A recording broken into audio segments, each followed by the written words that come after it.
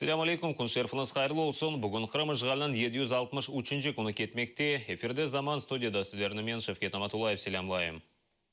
26 fevral işi boyunca mahkemege celp etilgenlerini da koşma ekstremistik hareketlerde qabatlay bileler. Bu haqda Meclis azası Eskender Bariyev Grammatika Kırım efirinde bildirdi. Aqtem Çiygoz'un advokatı Nikolay Polozov da aynı fikirde. Bariyev'nin sözlerine göre Aqtem Çiygoz, Ali Hasanov ve Mustafa Degirmenjiге toplangan deliller yeterli değildir. Onların çoğusu uydurmadır.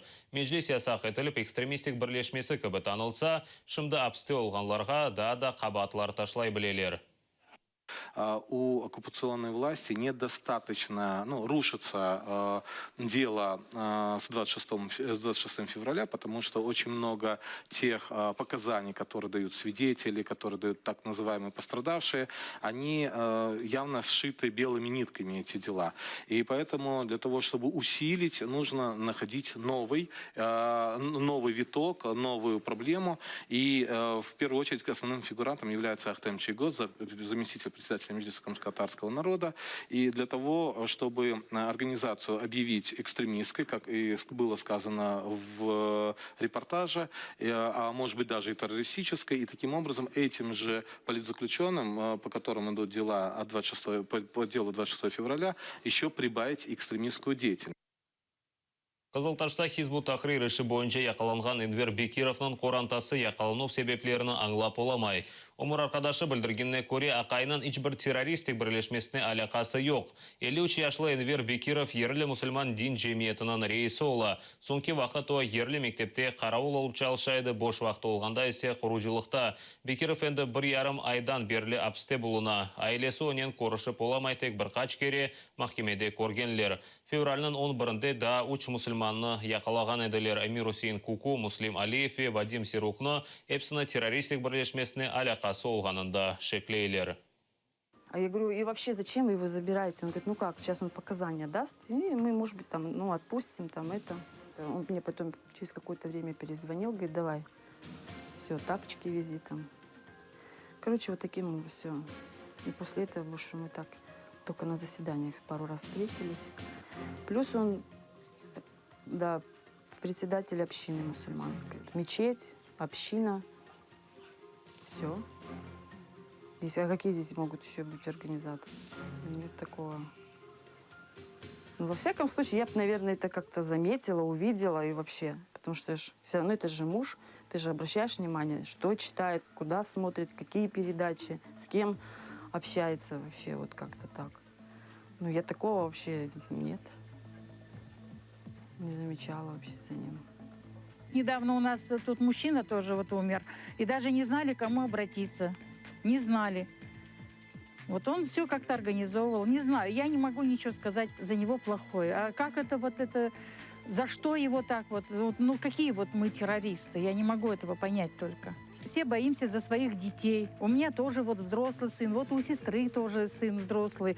Зять у меня, у нее тоже зять. И мы боимся за детей уже. Живя здесь, в Крыму, 24 года я здесь живу, и никогда этого в жизни не слышала, чтобы какой-то терроризм там организовался где-то, там еще где-то что-то взорвали. У нас этого не было, и я так надеюсь, что и никогда не будет.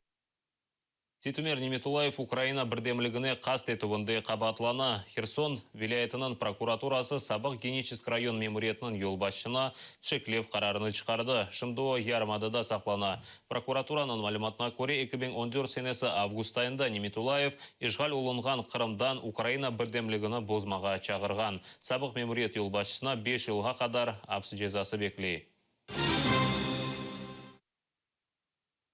Қырымнан ишгалжы парламент yolbaşçısı Владимир Константинов та Русия Девлет Думасына азырланды. Ода Дума сайлауларында иштирак этмек үчүн аризасына берген. Қырымда Русия Думасына сайлаулар илк кере өткөрүлөжектир. Оларны сентябрьнын 18-ine тайынледилер. Ярмадада 4 бір мандатлы округ тешкил еткенлер. Эвелсе есе сайлауларда ишгалжы акимиятынын рейс муавинлери Руслан Балибек ve Михаил Шеремет иштирак этежеклери акында билдирдилер.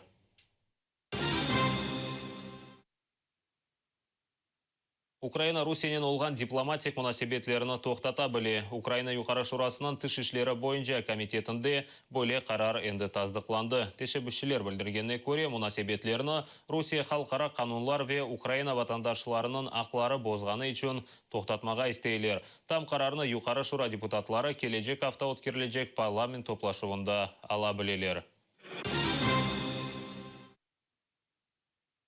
Кечкен күн девамында женкеверлер 49 кере барышық вазиетіні бозғанлар. Ең керген вазиет Авдеевка живарында қалмақта. Женкеверлер енгіл селянен берабер артиллериядан да атеш açқанлар. Бойовики 7 разів цілили з мінометів по рубежах Авдіївки. Вогонь калібру 120 та 82 мм було скеровано проти українських захисників і поблизу Опитного та Пісків. Обстрілюючи наші позиції, ворог ускладнював ситуацію, використовуючи одночасно ще й артилерію калібру 122 мм.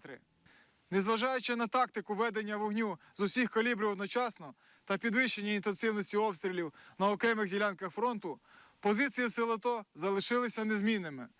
За вказаний період відбулося 49 ворожих обстрілів. Днепропетровск активистлері Номан Челбежихан батальонын аскерлері үшін иляч құтыларына кетірді. Құтыларда аскерлер үшін ең кереклі илячылар бар. Уне берабер аскерлер үшін инструктаж да кечірділер. Активистлер Қарым блокада штабыны енді бір қачкере зиярет еттілер. В дальнейшем в аптечке находятся ножницы. Этими ножницами можно резать 25 копеек. Это хирургические ножницы специальные. Для чего они нужны? Для того, чтобы мы не снимаем с бойца одежду, мы не снимаем с раненого. Мы ее просто берем и срезаем. Перчатки стерильные. Для чего? Для того, что когда мы оказываем помощь, мы не лезем в рану руками грязными. Мы будем оказывать помощь до тех пор, пока Крым не вернется в состав Украины.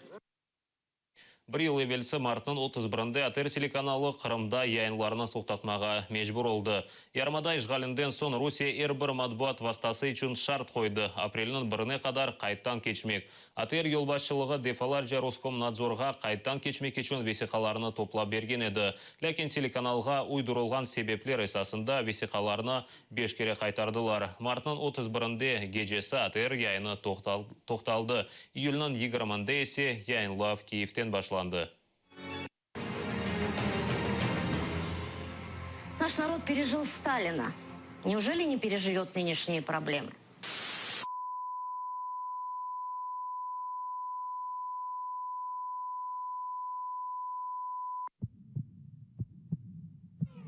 Мы продолжаем вещать на спутнике, в интернете и в кабельных сетях. Мы открываем новую студию в Киеве. Новые корреспондентские пункты по всей Украине. АТР возобновляет информационное вещание. И это главная новость. Селям алейкум. Эфирде Заман. Ең актуаль. Қырым, Украина ве Дунья хаберлері бізім яйнымызда. Вітаю! В ефірі «Заман». Найактуальніші події Криму, України та світу.